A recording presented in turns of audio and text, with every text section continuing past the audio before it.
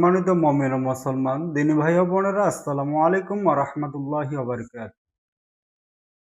আপনারা দেখতেছেন অদৃশ্য জিন ও জাদুর কোরআনিক চিকিৎসা চ্যানেল, সঙ্গে আছে আমি মোহাম্মদ জসিমউদ্দিন। সম্মানিত বন্ধুগণ, আজকে আপনাদের মাঝখানে খুব গুরুত্বপূর্ণ একটা বিষয় নিয়ে হাজির হলাম যে আপনাদেরকে আসলে জিনের সমস্যা না, জাদুর সমস্যা না, ডাক্তারি সমস্যা। এই সমস্যাটা সুন্দরভাবে কেউ রোগ নির্ণয় না করার কারণে আপনারা কিন্তু বিভিন্ন ধরনের বিভ্রান্ত হয়ে যান অনেক সময়। বিশেষ করে যারা মোতাব্বির ভাইয়েরা আছেন, আপনারা রোগ নির্ণয় সঠিকভাবে সঠিক পদ্ধতিতে রোগ নির্ণয় না করতে পারলে কিন্তু আপনারা কোনো সময়ে একটা রোগীর পরিপূর্ণ চিকিৎসা আপনারা করতে পারবেন না। যার কারণে সর্বপ্রথম আগে অবশ্যই আপনাকে রোগ নির্ণয়টা সঠিকভাবে সঠিক পদ্ধতিতে রোগ নির্ণয়টা করতে হবে। তো বন্ধুগণ আমার, আপনারা হয়তোবা অনেকে ইউটিউবে অনেক বিভিন্ন ভিডিও দেখে আপনারা রোগ নির্ণয় প্রয়োগ করেন, কিন্তু কোন রকম কাজ হয় না। এর কারণ হযরতগণ অনেক আছে।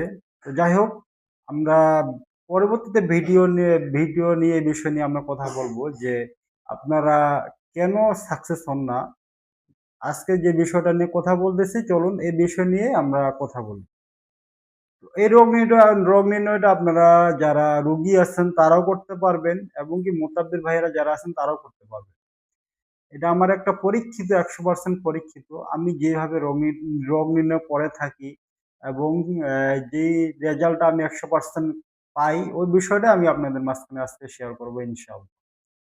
তো বন্ধুগণ আমার, যখন আপনারা একটা রোগ নির্ণয় সঠিক পদ্ধতিতে না ব্যবহার করতে পারবেন, না জানবেন, তখন কিন্তু কোনোভাবেই রোগীর পরিপূর্ণ চিকিৎসা আপনারা করতে পারবেন না। যার কারণে অবশ্যই আমি আজকে যেভাবে আপনাদেরকে বলবো, শিখিয়ে দিব, এইভাবে যদি আপনারা চেষ্টা করেন, তাহলে আমি আল্লাহর কাছে আশাবাদী ইনশাআল্লাহ আপনারা সঠিক তথ্যটাই পাবেন, এবং কি সঠিক রোগ নির্ণয়টাই আপনারা করতে পারবেন। আসলে আপনার কি জিনের সমস্যা, না জাদুর সমস্যা, না ডাক্তারি সমস্যা, এই সমস্যাটা আগে বের করতে হবে আপনাকে। তো যাই হোক, চলুন আমরা বিস্তারিত কথা না বলে মূল আকর্ষণে চলে যাই। তো মূল আকর্ষণে যাওয়ার আগে একটা কথা বললেই না, যারা আপনারা আজকে আমার নতুন ভিডিওটা দেখতেছেন, অবশ্যই আপনাদের কষ্ট হলেও আমার চ্যানেলটি সাবস্ক্রাইব করে পাশে থাকবেন। কারণ আমরা প্রতিনিয়ত প্রতিদিন অ্যা একটা করে এইসব বিষয় নিয়ে আমরা কথা বলে থাকি। জিন ও জাদুর বিষয় নিয়ে আমরা কথা বলে থাকি। তো যাই হোক, যখন একটা রুগী আপনার কাছে সর্বপ্রথম আসবে, অথবা আপনারা যারা রুগী নিজে আছেন, নিজেরাই আপনার রোগ নির্ণয় করে দেখবেন আসলে আপনার কি সমস্যা। সর্বপ্রথম আপনারা আগে একটা কথা বলে রাখি, যারা আপনারা আমল করার ইচ্ছুক, শুধুমাত্র তারাই আমার পরিপূর্ণ ভিডিওটা মনোযোগ সহকারে দেখবেন। কারণ হয়তোবা কিছুক্ষণ ভিডিওটা দেখে আপনারা উল্টা-পুল্টা কমেন্ট করবেন না, এবং কি পরিপূর্ণ বিষয়গুলো না বুঝে আপনারা আমলও করবেন না। পরিপূর্ণ বিষয়টা মনোযোগ সহকারে দেখবেন, তাহলে পরিপূর্ণ বিষয়টা আপনারা বুঝতে পারবেন। কারণ ইউটিউবের মধ্যে আমি যে বিষয়টা নিয়ে কথা বলতেছি অহরহ ভিডিও পাওয়া যায়। কিন্তু আসলের গোপনীয়তা কি, এই বিষয়টা নিয়ে আমি আজকে আপনাদের মাঝখানে কথা বলবো ইনশাআল্লাহ। সর্বপ্রথম আপনারা রুগীকে কাছে নিবেন। কাছে নিয়ে রুগীকে পাক পবিত্র অবস্থায় উযু সহকারে বসাবেন। অথবা ২ গ্লাস পানি নিবেন। অবশ্যই কাঁচের গ্লাসের মধ্যে ২ গ্লাস, অথবা আধা গ্লাস করে ২ গ্লাসের মধ্যে পানি নিবেন। পানি নেওয়ার পরে, বিশেষ করে মুতাব্বির ভাইয়েরা যখন আপনার কাছে কেউ রুগী আসলো, আপনারা যখন রোগ নির্ণয়টা করতেছেন, ২ গ্লাস পানি নিবেন, অথবা আপনি যেইভাবে বলতেছি আপনারা নিজেরাও যদি করেন এইভাবেই করবেন, কোনো সমস্যা নেই। সম্মানিত বন্ধুগণ, আপনারা কি করবেন? ১ গ্লাস পানি খাওয়ার পরে ২য় গ্লাস পানিটা যখন স্বাভাবিক হবে, ২য় গ্লাস পানিটা নিয়ে আপনারা কি করবেন? রুকিয়া করা শুরু করবেন। তো আপনাকে কিছু আমল দিব, এই আমলগুলা ধারাবাহিকভাবে যেভাবে বলা হবে ওইভাবে আপনারা করবেন। কারণ আপনি একটু হাতে সময় নিয়ে নিবেন। আমলটা করতে একটু সময় লাগবে। যার কারণে আপনারা একটু সময় নিয়ে নিবেন। সর্বপ্রথম যখন আপনি ২য় গ্লাসে পানিটা হাতে নিবেন, পানিটা আপনারা কিন্তু ধৈর্য সহকারে, মনোযোগ সহকারে ভিডিওটা দেখবেন।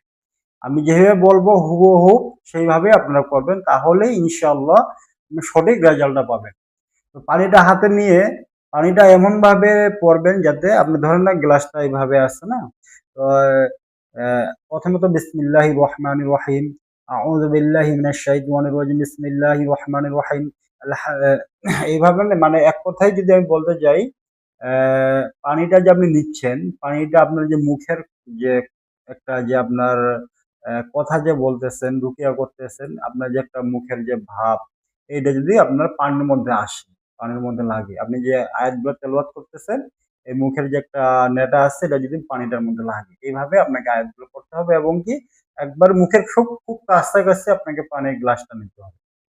তো সম্মানিত বন্ধুগণ আমার, সর্বপ্রথম আমলটা শুরু করার আগে অবশ্যই কয়েকবার ইস্তেগফার পড়ে নিবেন। এরপরে দরুদে ইব্রাহিম ১০ বার পড়বেন, ১০ বার তেলাওয়াত করবেন। দরুদে ইব্রাহিম ১০ বার তেলাওয়াত করে ১০ বারেই আপনি কি করবেন? পানির মধ্যে দম দিয়ে দিবেন। ঠিক আছে? এরপরে বিসমিল্লাহ সহ সূরা ফাতিহা ১০ বার তেলাওয়াত করে ১০ টা দম পানির মধ্যে দিয়ে দিবেন। আমি হয়তোবা আপনাদেরকে বুঝিয়ে বলতে পারতেছি কিনা আমি জানি না। তবে একটু কষ্ট হলে আপনারা একটু বুঝে নিবেন। প্রথমত দরুদে ইব্রাহিম ১০ বার পাঠ করে ১০ টা দম কি করতে হবে? পানির মধ্যে দিতে হবে এবং কি এমনভাবে পানির গ্লাসটা আপনার ধরবেন যাতে আপনি যে আয়াতগুলো তেলাওয়াত করতেছেন, এই আয়াতের যে আপনার মনে একটা যে এ আপনার মুখের যে একটা ভাব আসতেছে, এই ভাবটা যাতে কি হয়? আপনার পানির মধ্যে লাগে। ২য় নাম্বারে যে করতে হবে, আপনারা নোট করে নেবেন। ঠিক আছে? আমি কয়েকটা সূরার কথা বলবো। ২য় নাম্বারে কি করতে হবে? সূরা ফাতিহা বিসমিল্লাহ সহ ১০ বার তেলাওয়াত করে ১০ টা দমেই পানির মধ্যে দিয়ে দিবেন। তৃতীয়ত ৩য় নাম্বার হলো সূরা ইখলাস ১০ বার পাঠ করে ১০ টা দমেই আপনারা পানির মধ্যে দিয়ে দিবেন। কিন্তু অবশ্যই প্রত্যেকটা সূরার যদি আপনার স্পষ্টভাবে যাতে পানিটা কি করবেন? পানির গ্লাসটা কাছে রাখবেন যাতে প্রত্যেকটা আয়াতের যে আপনার মুখে যে একটা ভাব এটা যে পানির মধ্যে লাগে। তৃতীয়ত সূরা ইখলাস ১০ বার পাঠ করে ১০ টা দম পানির মধ্যে। ৪ নাম্বার সূরা ফালাক ১০ বার পাঠ করে ১০ টা দমেই পানির মধ্যে হবে। পঞ্চমত আপনার সূরা নাস ১০ বার, সূরা কাফেরুন ১০ বার। আরেকটা কথা বলতে ভুলে গেছি। সূরা ফাতিহা ১০ বার তেলাওয়াত করার পরে আপনার আয়াতুল কুরসি ১০ বার তেলাওয়াত করবেন। সূরা ফাতিহা ১০ বার তেলাওয়াত করার পরে আয়াতুল কুরসি ১০ বার, সূরা কাফিরুন ১০ বার, সূরা ইখলাস ৩ বার, সূরা ফালাক ১০ বার, সূরা নাস ১০ বার। এক কথায় যদি আমি বলতে চাই, আমরা যেটা সহজ ভাষায় বলে থাকি ৪ কুল। ৪ কুল প্রতি কুলে ১০ বার পাঠ করে পানির মধ্যে দম হবে। সর্বপ্রথম দরুদ শরীফ মিনিমাম ১০ বার পাঠ করে পানিতে দম হবে। সূরা ফাতিহা ১০ বার, সূরা আয়াতুল কুরসি ১০ বার এবং কি ৪ কুল ১০ বার ১০ বার করে পরে আমরা কি করব? পানিতে দম দিয়ে দিব। এবং কি আপনার আমলের শেষে আবার দরুদে ইব্রাহিম ১০ বার তেলাওয়াত করে আবার পানির মধ্যে আমরা দম দিয়ে দিব ইনশাআল্লাহ। আল্লাহর কাছে নিয়ত করব, হে আল্লাহ, এই রোগীর যদি নাম জানেন নাম বলে দেবেন, যে রোগীর যদি জিন অথবা জাদুর কোনো সমস্যা হয় তাহলে আপনি পানিটার কি স্বাদটা চেঞ্জ করে দেন অথবা পানির স্বাদটা পাল্টিয়ে দিন। আল্লাহর কাছে এইভাবে একটা দরখাস্ত করব যে, হে আল্লাহ, এই পানি এই রোগীর যদি কোনো আপনার কি বললাম জিন অথবা জাদুর কোনো সমস্যা থাকে তাহলে পানির স্বাদটা আপনি চেঞ্জ করে দিন। এবং কি সঙ্গে সঙ্গে এই আয়াতের যে মুয়াক্কেল আছে মুয়াক্কেলদেরকে একটা হুকুম লাগিয়ে দিন যে সূরা ফাতিহার মুয়াক্কেলগণ এবং কি ৪ কুলের সম্মানিত নূরি মুয়াক্কেলগণ, আয়াতুল কুরসির সম্মানিত নূরি মুয়াক্কেলগণ, আপনাদেরকে আমার পক্ষ থেকে সালাম, অনুগ্রহ করে আমার সালাম গ্রহণ করুন। এই রোগীর যদি জিন অথবা জাদুর কোনো সমস্যা থাকে তাহলে আপনারা কি করেন? পানির স্বাদটা পাল্টিয়ে দেন। ইনশাআল্লাহ এইভাবে মুয়াক্কেলদেরকে হুকুম লাগিয়ে দিব এবং পরে আপনার যে কাজটা করতে হবে, রোগীকে পানিটা খাইতে দিবেন। রোগীকে ওই পানিটা খাইতে দিবেন। পানির স্বাদটা যদি তিতো তিতো লাগে, মানে প্রচুর তিতো, মানে এমন তিতো সে খাইতেই পারতেছে না। অল্প একটু পানি চুমুক নিয়ে সে বলতেছে অনেক তিতো লাগতেছে। তাহলে বুঝবেন যে ১০০% শিওর হয়ে যাবেন ইনশাআল্লাহ ওই ব্যক্তি জিনে আক্রান্ত। আর যদি পানিটা টক টক লাগে, প্রচুর টক লাগে, তাহলে মনে করবেন যে সে জাদুতে আক্রান্ত। আর যদি স্বাভাবিক লাগে তাহলে মনে করবেন সে ডাক্তারি কোনো সমস্যা। ঠিক আছে? তো এই যখনই বলবেন যে ভাইগণ আপনার অথবা হযরত আপনার তো পেশেন্টের অথবা রোগীর ডাক্তারি কোনো সমস্যা, এমনি জিন জাদু কোনো সমস্যা নাই। অবশ্যই বলবেন যে হুজুর, আমি তো বিভিন্ন জায়গায় ডাক্তার দেখাইছি, অনেক ডাক্তারের চিকিৎসা নেওয়ার পরেও আমি তো কোনো রেজাল্ট পাই নাই। যার কারণে আমি আপনার কাছে আসছি। এটাই নিয়ম যে প্রত্যেকটা রোগীর ক্ষেত্রে আগে ডাক্তার বিভিন্ন জায়গায় ঘোরাঘুরি করে সবকিছু শেষ করার পরে কিন্তু একজন মুতাব্বিরের কাছে একজন রোগী আসে।